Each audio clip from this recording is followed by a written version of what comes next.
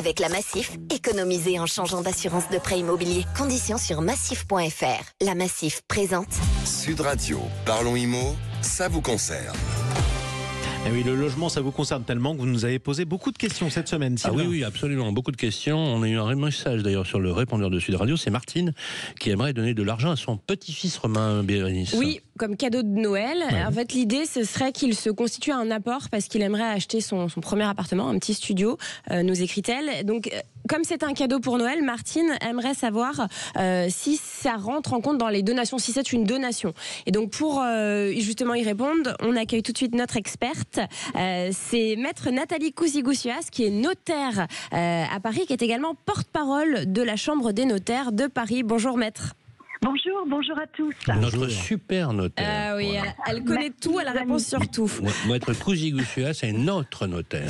Alors, Nathalie, maître, donc, est-ce que vous pouvez nous éclairer un petit peu, du coup, comme c'est un cadeau de Noël, qu'est-ce que c'est? Comment ça peut? Oui, tout à fait, Bérénice. Elle a tout à fait raison de s'interroger, Martine, parce que c'est vrai qu'à l'occasion de fêtes de fin d'année, d'événements familiaux, réussite un examen, anniversaire ou les fêtes de Noël, on peut donner et c'est pas considéré comme une donation. C'est ce qu'on appelle un présent d'usage. Donc, comme ça sera pas considéré comme une donation, eh ben la contrepartie, c'est qu'il y aura pas de fiscalité, ça sera pas taxé. Donc, Martine, elle a raison de s'interroger. Mais moi, ce qui m'interroge, c'est que Martine nous dit que c'est pour financer un apport de son petit-fils. Donc, je crains, même si je connais pas la fortune de Martine, que l'administration fiscale risque de considérer que, compte tenu du montant, le montant est disproportionné par rapport à l'usage, à la fortune de Martine, parce qu'un présent d'usage, voyez, pour une fortune, entre guillemets, classique, c'est 2-3 000 euros maximum. Ah oui. Donc, je pense que là, c'est pas un présent d'usage, chère Bérénice, ça serait plus carrément une donation, mais c'est pas pour autant que ça serait taxé, parce que Martine a son petit-fils, si elle a moins de 80 ans, elle peut lui donner complètement défiscalisé plus de 62 000 euros. Voyez.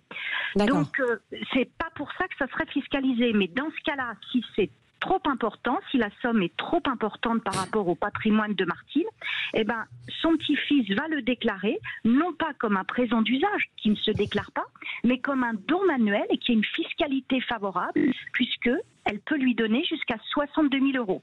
D'accord.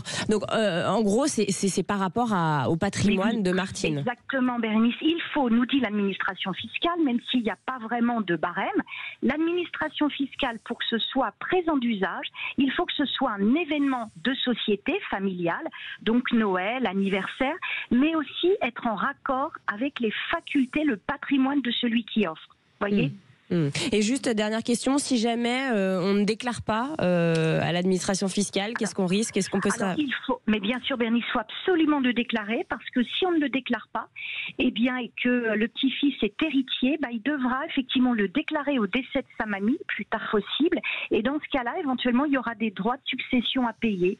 Et en plus, le fisc risque de se demander, si le petit-fils de Martine ne déclare pas, d'où viennent les sous, et le taxer en fait à l'impôt sur le revenu comme des revenus déguisés. Voilà. Donc il faut toujours le déclarer. Donc il faut le déclarer. Eh bien, merci beaucoup, maître.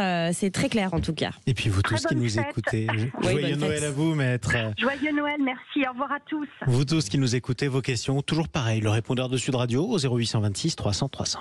Sud Radio, parlons IMO, ça vous concerne. Avec la Massif, changez votre assurance de prêt immobilier et économisez. Conditions sur massif.fr.